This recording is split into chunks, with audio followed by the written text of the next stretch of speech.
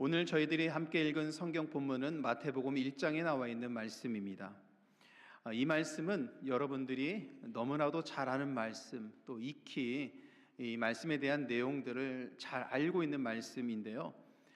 그런데 이 말씀은 주로 성탄절에 저희들이 읽는 말씀입니다. 잘 알고 있는 말씀이지만 오늘 사순절을 보내면서 저희들이 예수님의 탄생에 대한 말씀, 이 말씀을 읽으니까 사실 이 말씀이 조금 생소하게 느껴지기도 합니다.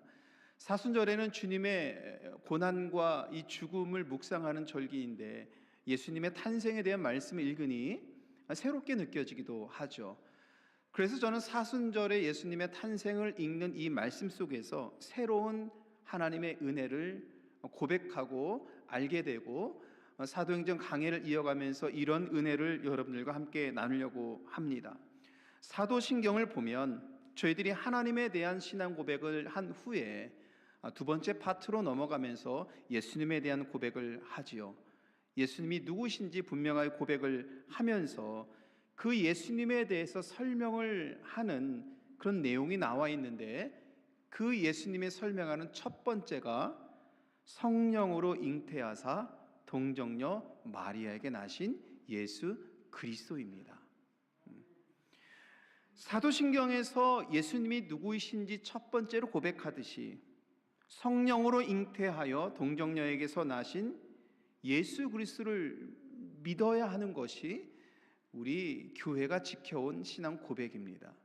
그리고 이 말씀을 살펴보니까 동정녀 탄생을 하신 예수님을 믿어야 예수님의 고난과 죽음과 부활까지도 하나님의 구속사를 이해하고 믿게 되는 믿음까지도 나아가게 된다는 것입니다.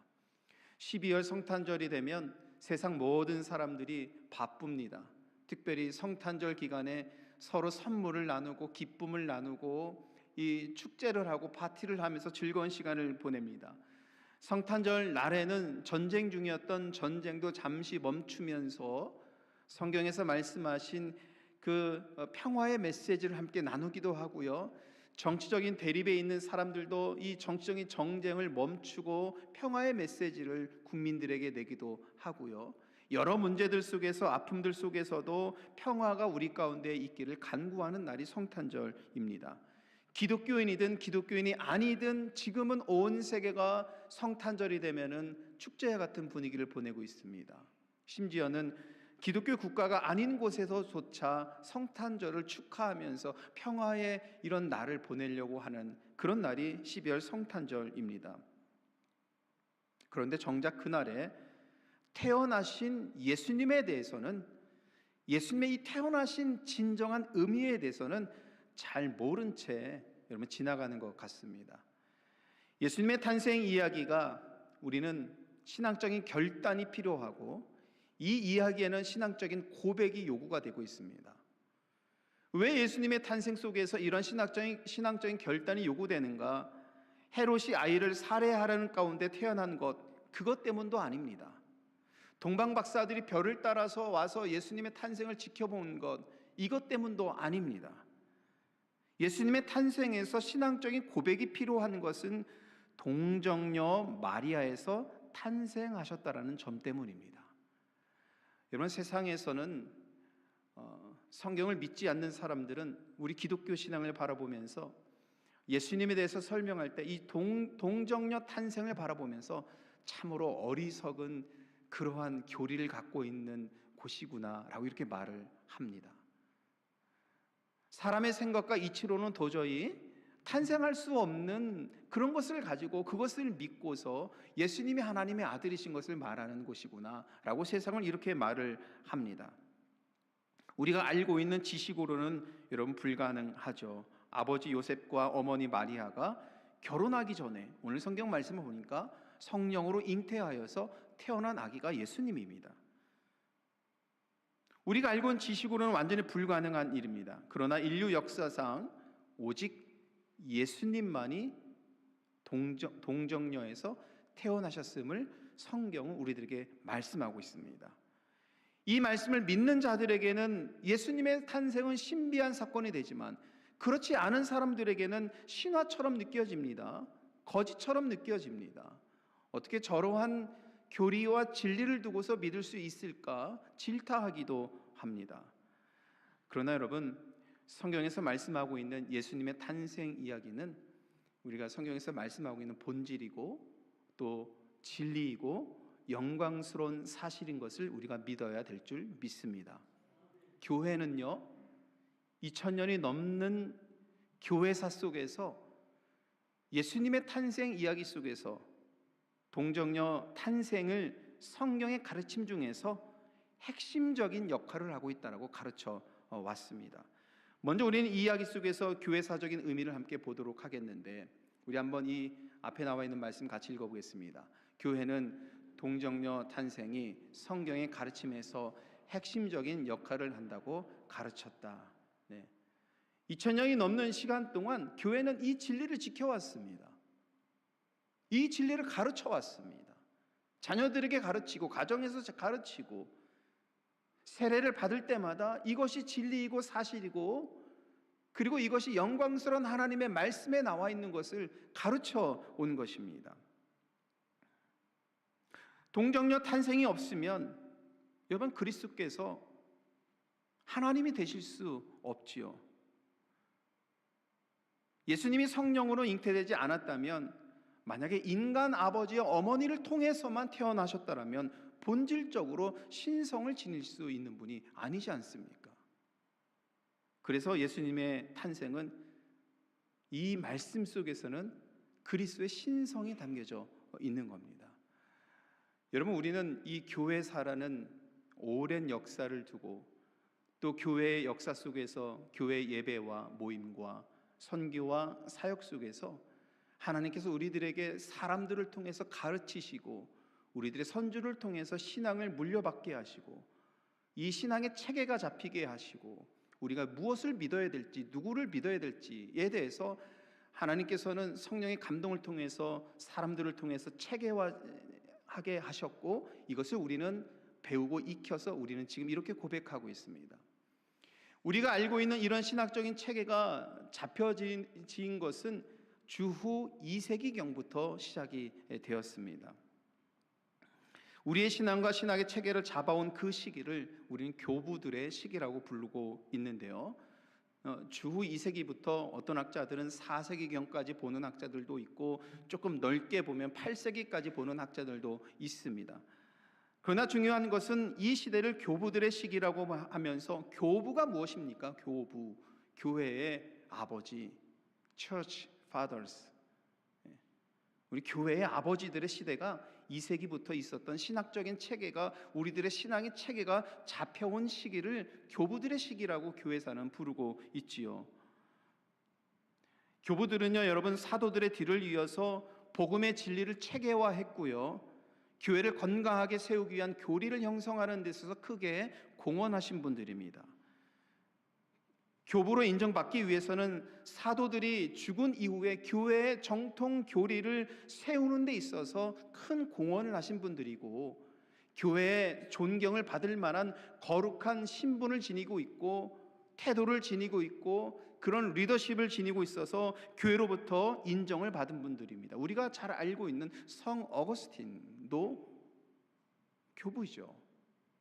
그리고 우리가 튀르키예의 성지순례 가면 꼭 방문하는 곳이 서머낙 교회 건물을 꼭 방문하게 되는데 그 교회 감독이었던 폴리캅 같은 경우도 교부로 존경을 받습니다. 삼위일체 교리에 또 많은 공헌을 하신 터툴리안 같은 경우도 교부로 인정을 받습니다. 우리가 이외에 많은 분들을 초대교회 교부로 교회의 아버지로서 인정을 하고 존경을 하고 있습니다. 초대교회 교부들은 2세기경부터 교회가 시작하여서 신학적인 체계와 신앙적인 체계가 잡힐 때부터 동정녀 탄생이 성경의 가르침에서 핵심적인 역할을 한다고 가르쳐 왔습니다. 교부들은 그리스도의 잉태가 예수님의 탄생이 그리스도의 본성과 사역과 밀접하게 관련되어 있음을 가장 먼저 깨달은 사람들입니다. 다시 말하면 성령의 잉태되신 것을 믿지 않으면 예수 그리스도의 온전한 이 구속사의 은혜를 이해하고 믿을 수 없다라는 겁니다. 그래서 사도신경에서 예수님에 대한 고백을 하면서 예수님의 마리아의 이 동정녀 나심을 가장 먼저 고백하게 하는 것은, 그래서 이 예수님의 잉태는 복음의 문과 같은 고백이다라고 말을 할 수 있습니다. 저는 2000년이 넘는 교회의 역사, 이것이 얼마나 중요한가를 늘 강조해 왔죠. 여기 우리 모두가 아무리 뛰어난 그런 신앙을 갖고 있고 아무리 깊은 영성을 우리가 지니고 있다 한들, 지난 2000년 동안 교회가 세워왔고 지켜왔고 그리고 그것을 통해서 쌓여져 온 이 교회사의 역사를 우리 개인은 뛰어넘을 수가 없지요. 여기에서는 하나님께서 수많은 사람들을 통해서 역사하셨고 수많은 사람들 통해서 깨달음 주시고 성령의 은혜를 주셔서 하나님의 말씀의 비밀이 벗겨지고 알아지게 하여 주셔서 지금과 같은 은혜를 우리에게 담겨 주신 겁니다. 수많은 신학자, 목사, 성도들이 성령의 은혜로 말미암아 지켜온 신앙은 여러분 존중받아 마땅한 것이죠. 예수님의 동정녀 탄생이 성경적이면서 본질적인 영광스러운 사실인 것을 교회사는 우리들에게 말씀하고 있습니다. 교보들에 의해서 성령의 잉태되신 예수님에 대해서 이렇게 중요한 교리로 신앙 고백으로 강조하고 가르쳐 온 것은 성경적인 뿌리가 있기 때문입니다. 그래서 여러분 오늘 함께 읽은 이 말씀 중에서도 이사야 7장 14절의 말씀 보면 마태복음에서 읽은 말씀과 똑같은 말씀이 나와 있죠. 우리 같이 한번 읽어보겠습니다. 보라, 처녀가 잉태하여 아들을 낳을 것이요 그의 이름을 임마누엘이라 하리라. 이 말씀입니다. 복음서의 말씀이 아니라 이사야 7장 14절에 나와 있는 말씀입니다.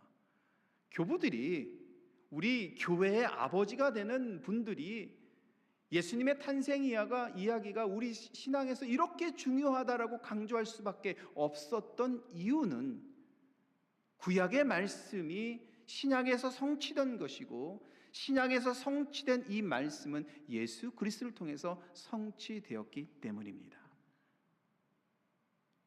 이 말씀들에서 공통적인 것은 무엇인가? 그리스도의 동정녀 탄생입니다. 초대교보들의 가르침은 이 성경적인 근거를 두고 있는 것이죠. 그래서 오늘 마태복음의 말씀, 우리가 함께 읽은 말씀에 보면은 계속해서 공통적으로 강조하고 있는 것은 무엇인가? 성령으로 된 것이다라고 20절에서도 말씀하고 있어요.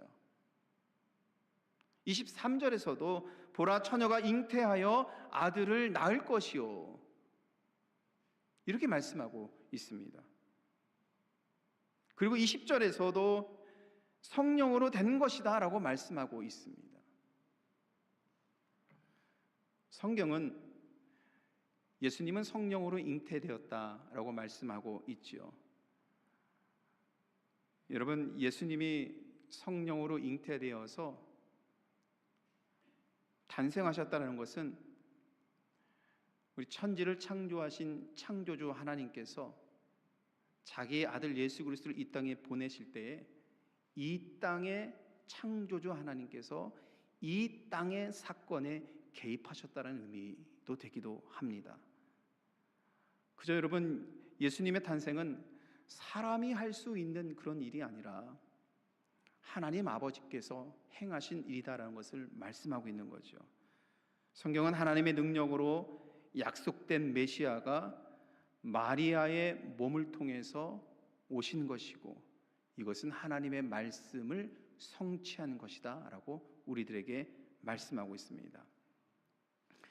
성경에서 인간의 기원은 아담과 하와로 하나님께서 지으셨다라는 그 말씀으로 창세기에서 시작하고 있죠.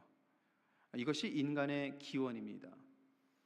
그런데 여러분, 인간의 기원을 읽다 보면 인간과 함께 시작된 것이 죄의 기원입니다. 하나님께서 하나님의 형상을 담으셔서 최초로 창조하신 인간이 하나님 앞에 죄를 지었습니다. 에덴 동산에서 죄를 짓게 되고 하나님의 진노를 받게 되죠. 그리고 그들은 나와서 가인을 출생하게 돼요. 가인은 그리고 이 아들을 출생하면서 이렇게 생각했습니다. 하나님의 진노가 끝날 것으로 생각했던 것 같아요. 창세기 4장 1절에 보니까 이런 말씀이 있습니다.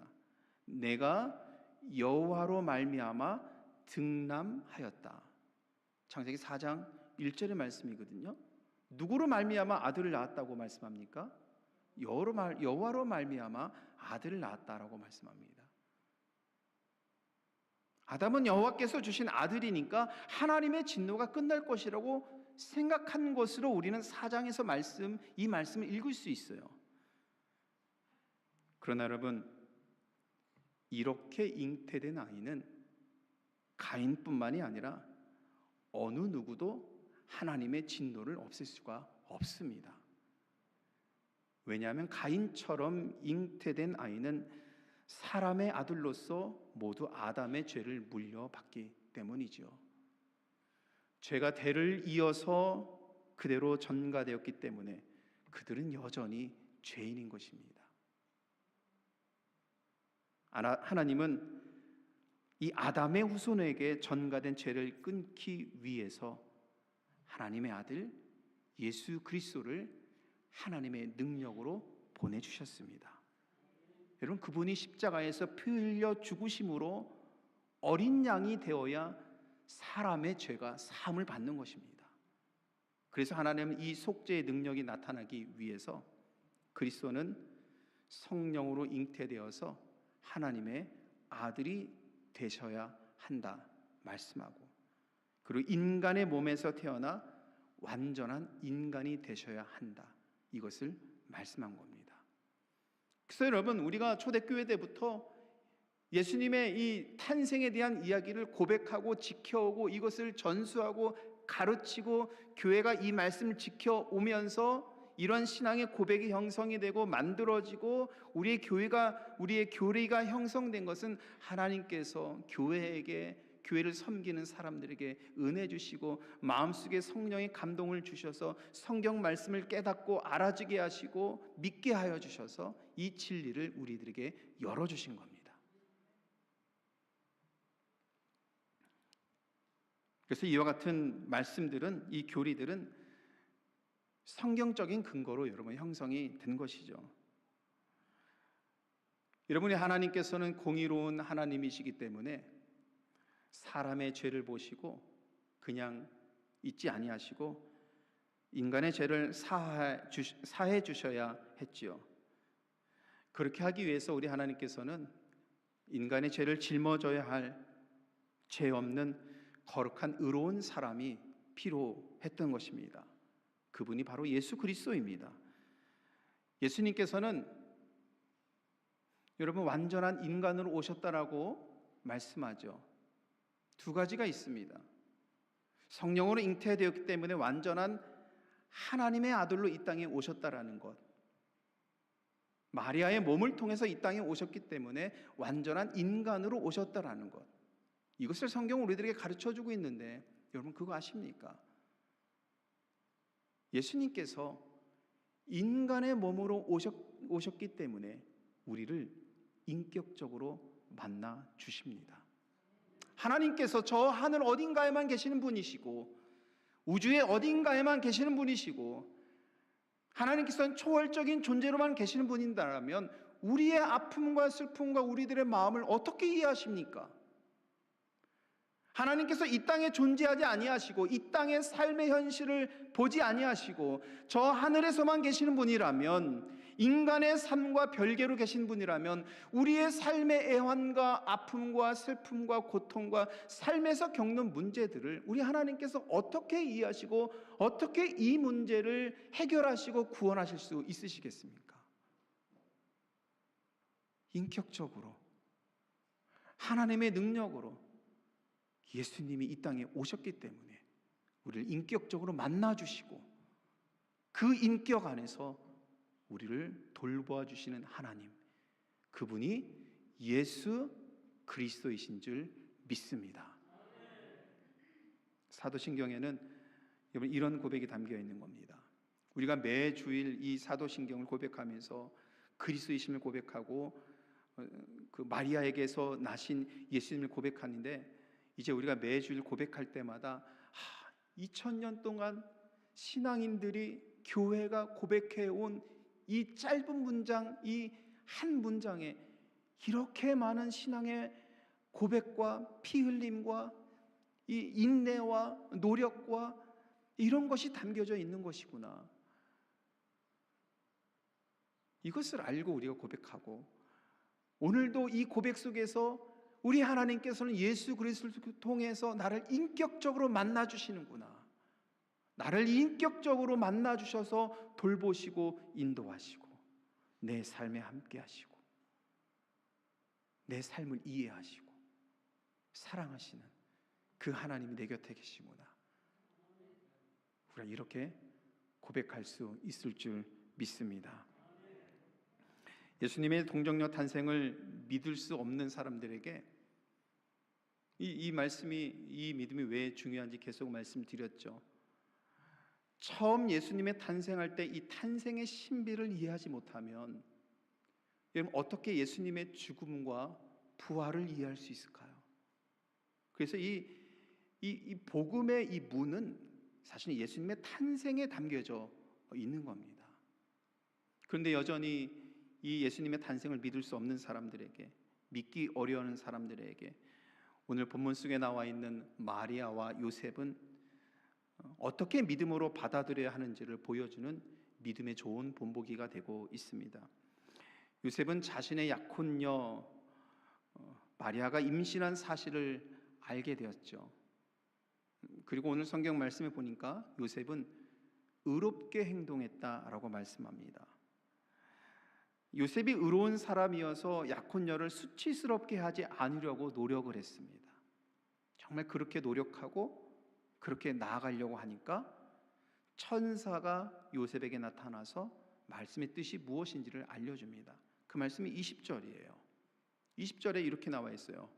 이 일을 생각할 때 주의 사자가 현몽하여 이르되 다윗의 자손 요셉아, 내 아내 마리아 데려오기를 무서워하지 말라.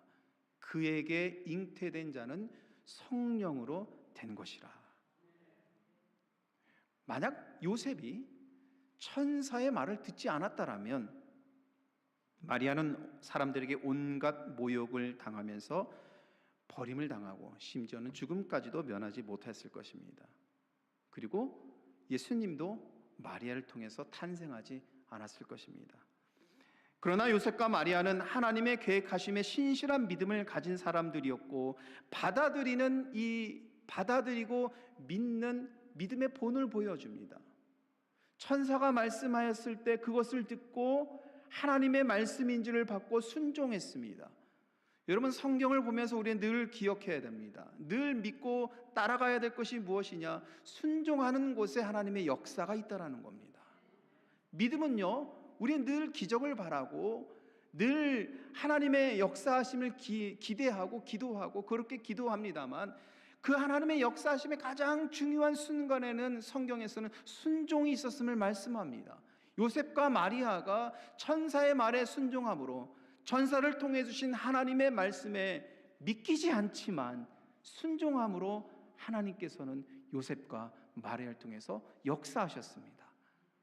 그러면 오늘 우리는 이 말씀을 읽으면서 요셉과 마리아 같은 순종하는 믿음, 그런 믿음을 본을 받아서 우리도 순종하여서 하나님의 은혜의 역사가 우리 가운데 있기를 소망하는 믿음으로 나아가야 합니다. 교회는요, 여러분, 이 신앙 고백을 매주일 고백하면서 지켜왔잖아요. 성경적인 근거를 가지고 교회사에서 이것을 지키기 위해서 수많은 우리 신앙의 선조들이 이 신앙을 지키기 위해서 노력해야 하고 땀 흘리고 때로는 피 흘리기도 하고 이렇게 온 우리 교회사를 지니고 있지요. 그리스도의 동정녀 탄생은 또한 이런 가운데 교리적으로도 이런 매우 중요한 의미를 지니고 있습니다. 사도신경은 교리의 핵심 중의 핵심이라고 말씀을 드렸죠. 우리가 믿고 있는 신앙에 대한 핵심을 다 이 사도신경 안에 담겨 놓았습니다. 사도신경 교리의 핵심이라고 볼 수 있는데, 교리적으로도 예수님의 탄생을 믿어야 여러분 삼위일체 하나님을 믿을 수 있는 겁니다. 예수님의 탄생을 믿어야 성육신의 은혜를 믿을 수 있는 겁니다. 하나님이 이 땅에 오셔서 사람같이 되셔서 사람의 구원을 위해서 십자가에 죽으시고 부활하신 성육신의 이 은혜를, 예수님의 탄생을 믿어야 믿을 수 있다라는 겁니다. 그래서 엘버트 물러 교수는 우리 예수님의 탄생에서 교리적인 의미를 이 세 가지 정도로 이렇게 우리들에게 갖춰 줍니다. 첫 번째는 그리스도의 참된 신분이고 곧 그분이 참 하나님이고 참 인간이라는 사실을 보여준다. 두 번째는 죄 없는 아기의 잉태라는 기적을 낳았다, 이렇게 말을 합니다. 우리 세 번째는 같이 읽어보겠습니다. 구원의 기적적인 본질을 강조한다. 네. 그래서 여러분, 처음에 말씀드린 것처럼 예수님의 탄생을 믿고 신뢰하고 나아가야 구원의 이 기적적인 본질적인 은혜를 믿을 수 있는 겁니다. 사람들은 세상을 구원할 구원자를 기다렸죠. 그런데 여러분, 인간 스스로는 구원자를 만들어낼 수가 없습니다. 아까 말씀드린 것처럼 사람의 몸에서만 나는 사람에게 우리의 생명을, 우리의 영혼을 어떻게 맡기겠습니까? 만약에 사람이 구원자를 세우고 만든다라면 그것이 곧 우상이 되는 것이요, 사람이 만든 것에 우리의 생명을 맡긴다라면 그것이 곧 이단이 되는 것이죠. 그래서 여러분, 사도신경을 고백하면서 우리는 이 고백 속에서 지금 한국 사회 속에서 이단 때문에 교회가 얼마나 큰 혼란을 겪고 있는지 저나 여러분 잘 알고 있잖아요. 우리 이민교회는 거기까지는 나아가진 않았습니다만, 한국 교회는요, 교인들이, 새신자분들이, 초신자분들이 올 때부터 검증하려고 하는 문화가 생겼습니다. 교회 정문 앞에 신천지 반대, 입장 금지, 이런 것이 쓰여져 있고요. 교회 와가지고 등록하고 교인이 되는 과정 속에서 이단인지 아닌지를 구별하기 위해서 상당한 시간을 두면서 그것을 검증해내고 지켜보고 그렇게 하려고 하는 이런 이상한 문화가 한국 교회에 생겼습니다. 그렇게 하고도 어떤 교회들은 이단에 빠진 사람들이 교회에 들어와서 교회 혼란을 야기하게 되고, 심지어는 교회가 전체가 다 이단으로 넘어가는 그런 경우가 심심치 않게 있다라는 것이죠.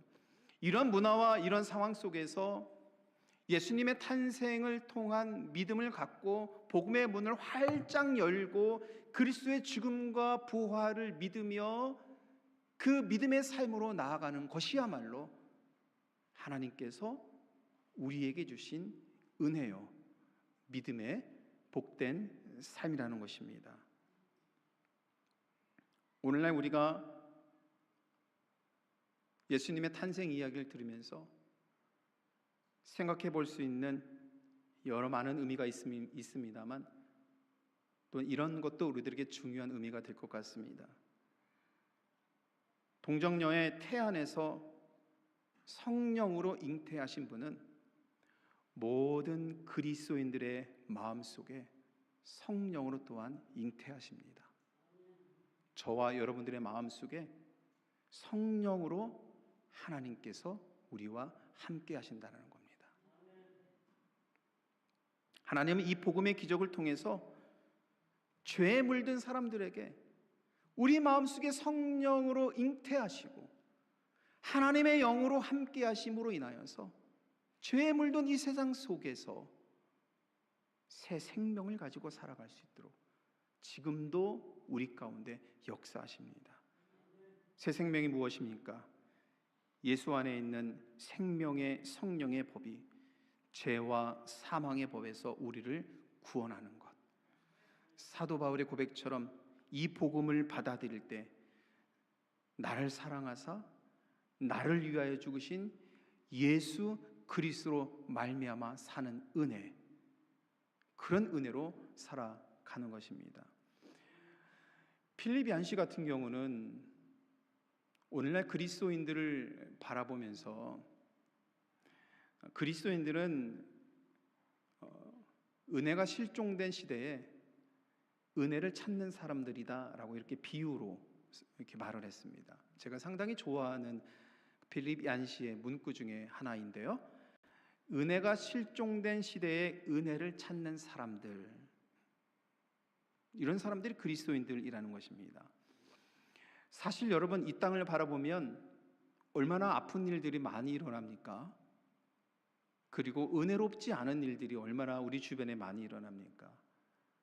지난주에도 여러분 아시다시피 미얀마에서 7.7의 강진이 발생해서 만여 명 이상, 최소 만여 명 이상이 죽고 실종되고 도시가 완전히 무너진 상태, 정말 죽음의 도시로 변한 그 미얀마를 우리가 또 보았죠.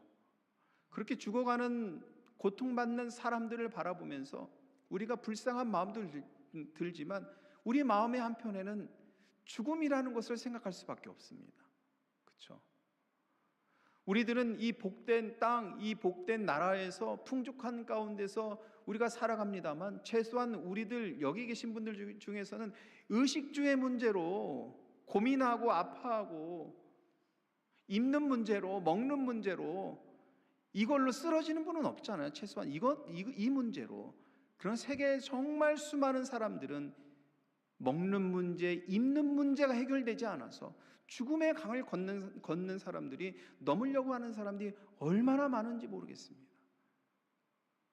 그런 은혜가 없는 실종된 이런 사회를 바라보면서 죽음을 앞두고 있는 사람들을 보면서 우리는 나의 죽음, 우리의 죽음도 생각해 보게 되고 때로는 이 죽음을 생각하면서 두려움을 갖기도 하죠.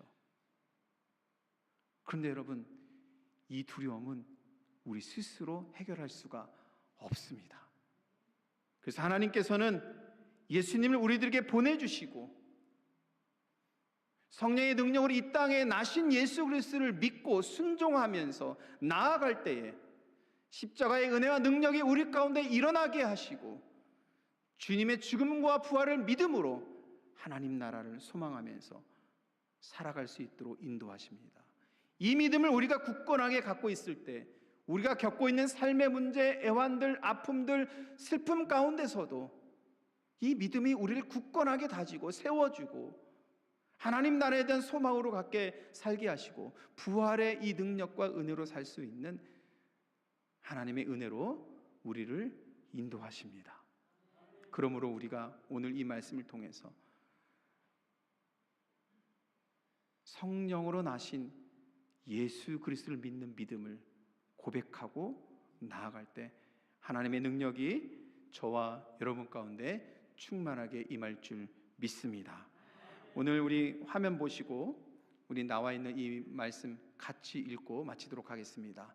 나는 성령으로 잉태되어 마리아의 몸에서 나신 예수 그리스도를 믿습니다. 아멘.